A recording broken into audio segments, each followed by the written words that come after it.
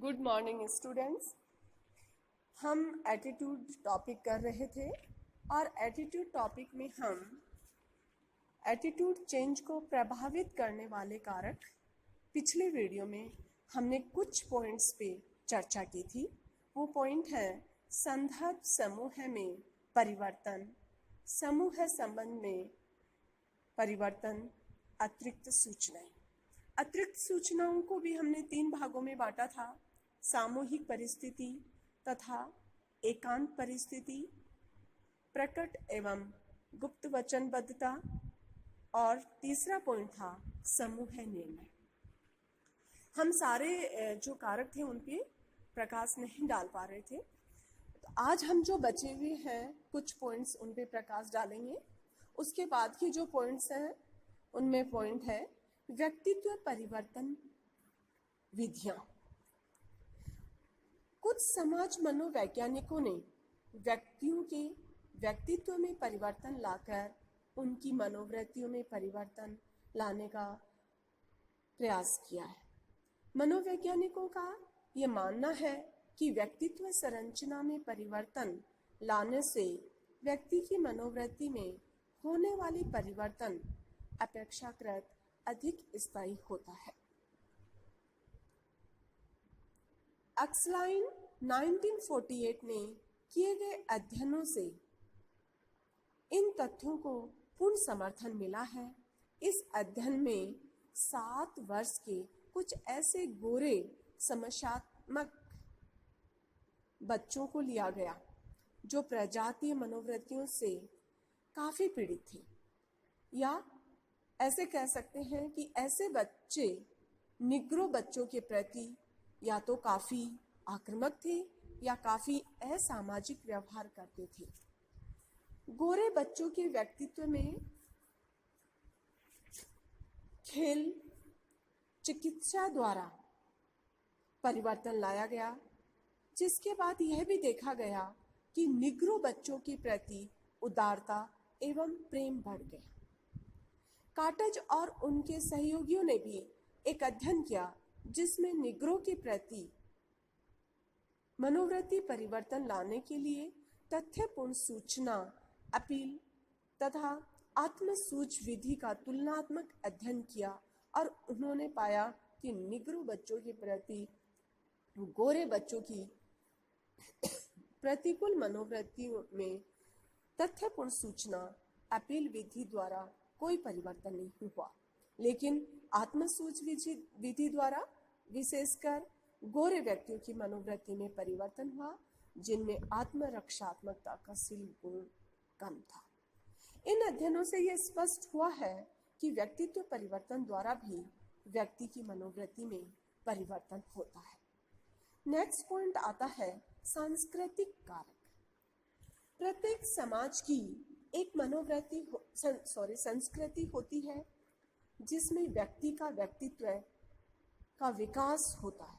संस्कृति के मूल्यों, नॉर्म्स में परिवर्तन होने से व्यक्ति में जो मनोवृत्ति थी वो परिवर्तित होकर बदले हुए सांस्कृतिक मूल्यों और नॉर्म्स के अनुसार विकसित हो जाता है। आधुनिक भारतीय समाज ने शिक्षा के कारण सांस्कृतिक मूल्यों में काफी परिवर्तन किया है। यही कारण है कि आजकल एक औसत भारत की मनोवृत्ति औरतों और द्वारा नौकरी किए जाने के प्रति, अन्य समान सामाजिक समस्याओं के प्रति अब उतना नकारात्मक नहीं रह गए हैं जितना कि 30-40 वर्ष पहले था। फेल्डमैन ने 1985 में अपने प्रयोगात्मक अध्ययनों में पाया कि अलग अलग संस्कृति में पले व्यक्तियों की मनोवृत्ति एक ही तरह की सामाजिक समस्याओं के प्रति एक समान नहीं होती है और इस सांस्कृतिक भिन्नता के कारण उनकी मनोवृत्तियों में परिवर्तन का प्रयास भी एक समान का परिणाम नहीं देता है।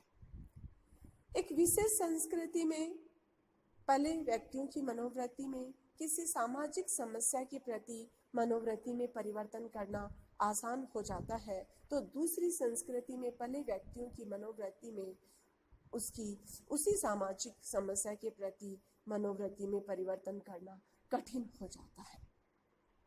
मेयर ने 1987 में अपने अध्ययन में पाया कि यहूदी छात्राओं में ईश्वर, युद्ध और बर्थ कंट्रोल के प्रति मनोवृत्ति में आसानी से परिवर्तन ला जा सकता है, लेकिन कैथोलिक और ईसाई छात्रों में इन विषयों के प्रति मनोवृत्ति में परिवर्तन लाना कठिन कार्य के समान था। नेक्स्ट पॉइंट आता है अपेक्षित भूमिका निर्वाह। कई बार ऐसा होता है कि किसी व्यक्ति को कुछ ऐसी क्रियाएं या व्यवहार लोगों के सामने करना होता है जिसे वह नहीं करना चाहता है, क्योंकि ऐसी क्रियाएं उसकी निजी मनोवृत्ति के विपरीत होती हैं। ऐसा पाया गया है कि इस तरह की भूमिका करते करते व्यक्ति की निजी मनोवृत्ति बदलकर व्यवहार के अनुकूल हो जाती है या परिवर्तित व्यवहार के अनुकूल हो जाती है, या वह आम मनोवृत्ति के समान हो जाती है।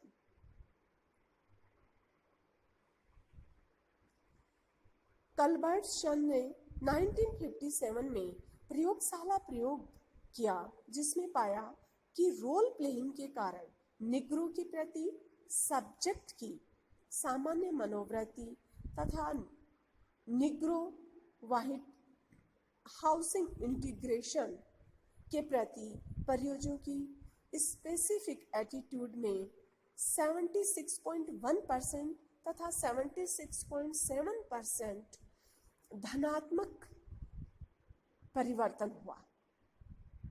भूमिका निर्वाह का प्रभाव भूमिका करने वाले के अलावा भूमिका देखने वाले की मनोवृत्ति पर भी पड़ता है।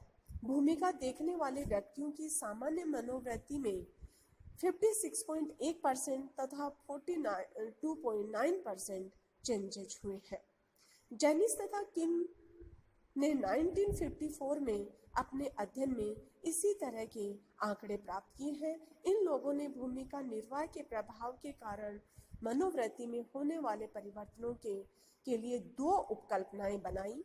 फर्स्ट है आसु क्रिया उपकल्पना तथा दूसरी है संतोष उपकल्पना, सेटिस्फैक्शन हाइपोथेसिस। आसु क्रिया उपकल्पना के अनुसार रोल प्लेयर की मनोवृत्ति में परिवर्तन इसलिए आता है क्योंकि वह दूसरों को अपने द्वारा व्यक्त किए गए विचारों को स्वीकार कराए जाने के लिए दिए गए लॉजिक से स्वयं ही काफी उत्तेजित एवं प्रभावित हो जाता है। दूसरी थी सेटिस्फैक्शन हाइपोथेसिस के अनुसार भूमिका निर्वाह की मनोवृत्ति में परिवर्तन इसलिए आता है क्योंकि उसे भूमिका करने से एक संतोष होता है, जिससे भूमिका से व्यक्त किया गया मत अपने आप ही पुनर्बलित होता है और जिसके कारण वह उसी के अनुसार अपनी मनोवृत्ति में परिवर्तन कर लेता है। नेक्स्ट पॉइंट आता है प्रचार।